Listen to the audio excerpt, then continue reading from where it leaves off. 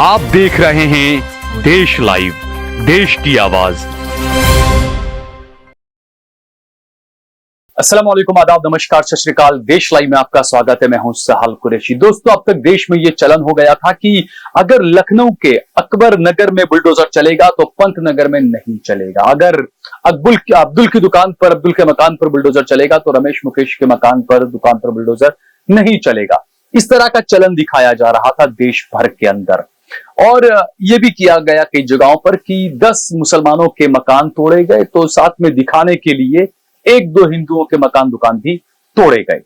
अगर इतिहास देखें पिछले 4 साल से अब तक का, पिछले 4 सालों के अंदर सरकार और प्रशासन की तरफ से तकरीबन 1.5 लाख मकानों पर, दुकानों पर बुलडोजर चलाए गए। बाबा का बुलडोजर, मामा का बुलडोजर, दादा का बुलडोजर, इस तरह के नाम दिए गए। और ज्यादातर कार्रवाइयां जो है वो बीजेपी के राज वाली सरकारों में हुई। बीजेपी शासित जो राज्य हैं वहीं पर इस तरह की कार्रवाई हुई।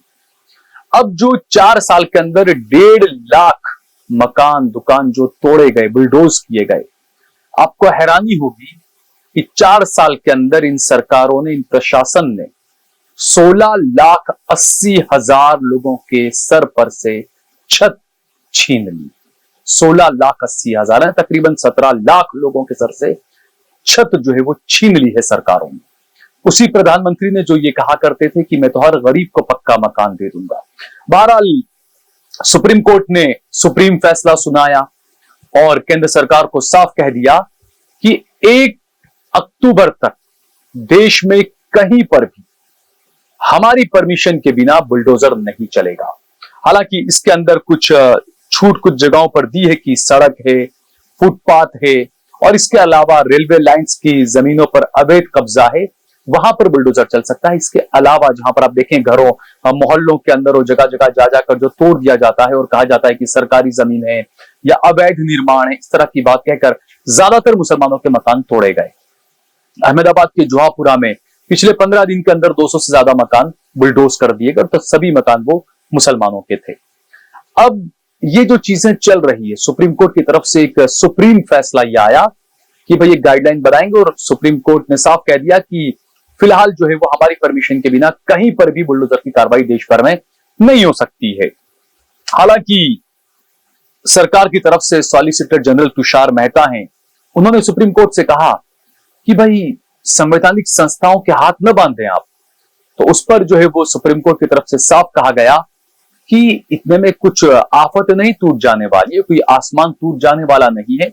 1 अक्टूबर तक आप रुक जाइए, उसके बाद आगे गाइडलाइन बनाकर आगे हम फैसला लेंगे। अब ये तमाम जो चीजें चल रही है दोस्तों, क्योंकि हमने देखा कठलाल में गुजरात के एक टीचर था जिस पर कुछ आरोप लगे, उसके एक घर को बुलडोज कर दिया गया और उसके बाद उसके दूसरे घर को नोटिस दिया गया बुलडोज करने का। तो इस मामले को लेकर भी जो है वो सुप्रीम कोर्ट में पहुंचाया, पार्टी की तरफ से अर्जी दाखिल की गई। सुप्रीम कोर्ट ने गुजरात सरकार को उस पर भी फटकार लगाई, कहा कि आप बुलडोजर की कार्रवाई नहीं कर सकते हैं।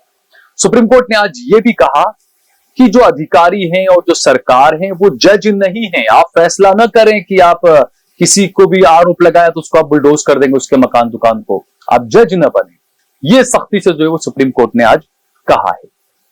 लेकिन हैरानी की बात तो यह है कि ये सुप्रीम कोर्ट का फैसला आज आया, लेकिन हफ्ता 10 दिन पहले भी सुप्रीम कोर्ट ने जमीयत उलमा हिंद की तरफ से जो अर्जी दी गई थी उसी पर ये फैसले आए हैं। ये अच्छा एक इनिशिएट लिया था जमीयत उलमा ने। पहले भी एक बार बुलडोजर को लेकर जमीयत उलमा हिंद सुप्रीम कोर्ट पहुंची थी। अब ये जो फैसला आया दोस्तों, इसके बीच में 10 दिन पहले भी सुप्रीम कोर्ट ने यह कहा था कि अगली सुनवाई तक कहीं पर बुलडोजर न चलाया जाए, लेकिन उसके बावजूद बुलडोजर चलते रहे। अब सुप्रीम कोर्ट ने पिछली डेट पर कहा कि बुलडोजर जो है वो गैर संवैधानिक इस तरह के काम न करे, लेकिन उसके बावजूद गुजरात के गृह मंत्री हर्ष संघवी कहते हैं कि बुलडोजर चलाया जाएगा। तमाम इस तरह के कुछ उनके बयान आए, कुछ मैंने पढ़ा था इनका इस तरह का। अब जो अंतरराष्ट्रीय विश्व हिंदू परिषद के डॉक्टर प्रवीण तोगड़िया है, उन्होंने तो बाकायदा भारत को इजराइल, हिंदुओं को यहूदी बनने का ऐलान कर दिया है।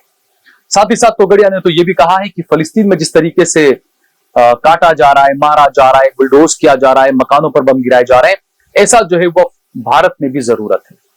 प्रवीण तोगड़िया ने तो यह तक कह दिया कि भारत सरकार को भी जो है वह देश में फलस्तीन बनाने चाहिए अलग अलग जगहों पर।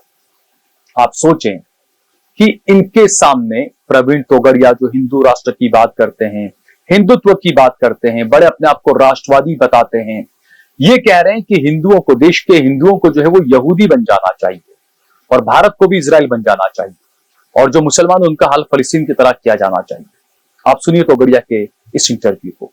यदि हम पैलेस्टाइन यहाँ रिपीट करें, जैसे इजराइल ने बम्बार्डिंग करके पैलेस्टाइन को जमींदोज कर दिया, ऐसी स्थिति जिहादियों की घरों की करे तो शांति होगी।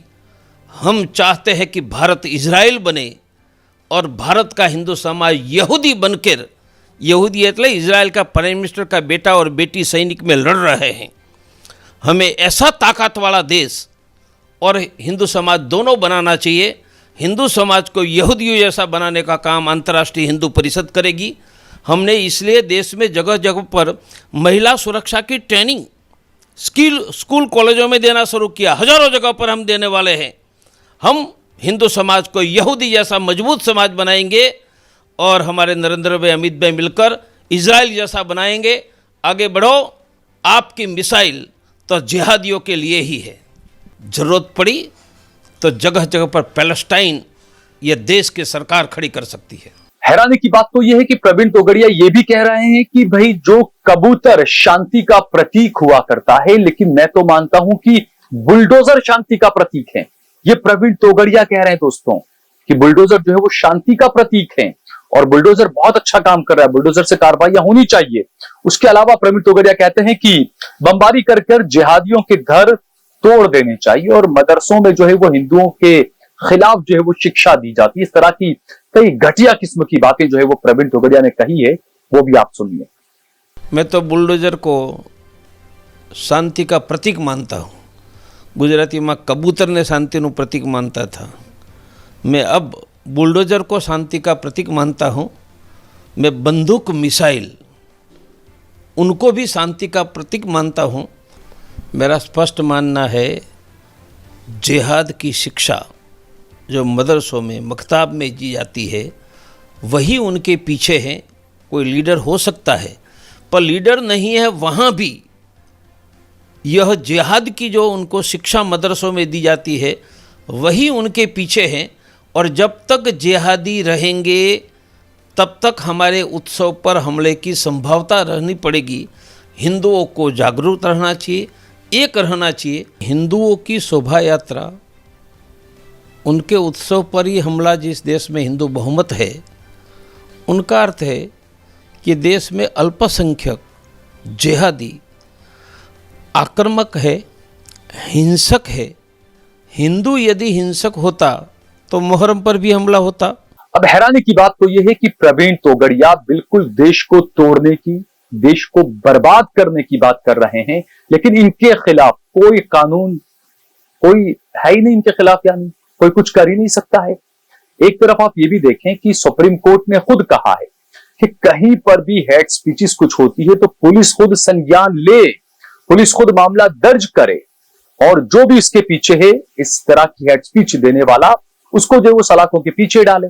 लेकिन गुजरात पुलिस में मेरे ख्याल से इतनी ताकत नहीं है कि वो प्रवीण तोगड़िया के इस भाषण को लेकर कोई कार्रवाई कर सके या इस इंटरव्यू को लेकर कोई कार्रवाई कर सके। और हैरानी की बात तो यह है कि प्रवीण तोगड़िया ने इस इंटरव्यू के अंदर यह भी कहा कि सरकार को जो है वो जगह जगह फलस्तीन बनाने चाहिए और आगे वो कहते हैं कि हम तो कभी भी ताजिया पर पथराव नहीं करते हिंदू, तो मुसलमान ऐसा क्यों करते हैं। तो प्रवीण तोगड़िया साहब, आपको इस बात का एहसास होना चाहिए और जो मेरे हिंदू भाई है वो जानते हैं कि जो ताजिया का जुलूस निकलता है ना, तो ताजिया का जुलूस निकालने वाले जो होते हैं मुसलमान, वो आपके मंदिरों के बाहर या हिंदुओं के मकानों के बाहर खड़े रहकर डीजे पर भद्दे गाने नहीं बजाते हैं, वो नंगापन और गुंडई नहीं करते हैं, वो हिंदू काटे जाओ का नारा नहीं लगाते हैं, वो भगवान चिल्लाएगा इस तरह का नारा नहीं लगाते हैं। लेकिन जब कोई भी इस तरह का हिंदू यात्रा निकलती है तो ज्यादातर जो दंगे होते हैं, वहां का आप इतिहास उठाकर देखें तो यही होता है कि उस यात्रा के अंदर मस्जिद के बाहर रोककर गंदे नारे लगाए गए मुसलमानों के खिलाफ, डीजे पर गंदे गंदे वहां पर गाने बजाए गए, या मस्जिद पर पथराव किया गया। बीजेपी की एक सांसद उम्मीदवार थी हैदराबाद से, वो तो बाकायदा मस्जिद पर तीर मारने का निशान करती हुई, ऐसे तीर दागता हुआ अपना इशारा करती हुई नजर आई थी। तो इस तरह की जो घटनाएं होती है, या इस तरह की जो जिसे टुच्ची हरकतें कहा जाता है, वो मुसलमान नहीं करता है। वो बीजेपी का सांसद पद का उम्मीदवार ऐसा करती है। जो हिंदुत्व के नाम पर जो युवा भटके हुए हैं बेचारे, जो नफरत का शिकार हो चुके हैं, वो लोग इस तरह की हरकतें करते हैं। आपको ताजिया में या ईद मिलाद के जुलूस में इस तरह की घटिया हरकतें कहीं पर भी नजर नहीं आएगी। इस बात को भी तोगड़िया साहब को सोचना चाहिए।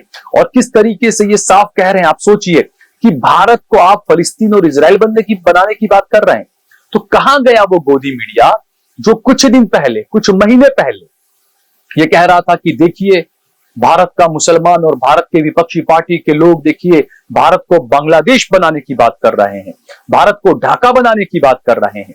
तब तो आप बहुत ज्यादा विरोधियों के खिलाफ खड़े हो गए थे गोदी मीडिया के एंकरों। अब आप में ताकत है कि आप खड़े होकर प्रवीण तोगड़िया से सवाल करें कि प्रवीण तोगड़िया, तुम भारत को इजराइल, हिंदुओं को यहूदी और मुसलमानों को फलस्तीन बनाने की बात क्यों कर रहे हो? है कोई सवाल करने वाला? है कोई ऐसा जो प्रवीण तोगड़िया के खिलाफ मामला दर्ज करवाए?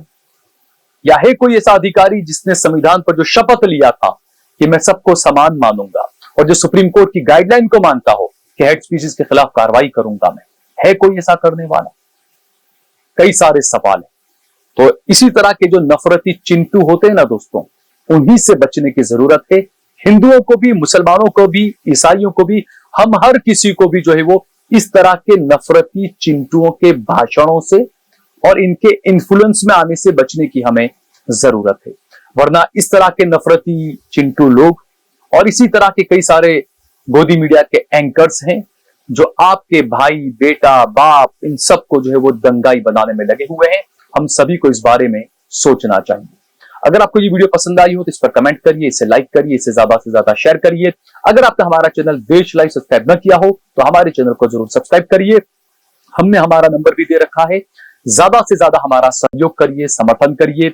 ज्वाइन बटन दबाकर भी आप सीधे हमारे साथ जुड़ सकते हैं और ज्वाइन बटन दबाकर भी आप हमारा सहयोग कर सकते हैं। जय भारत, जय हिंद।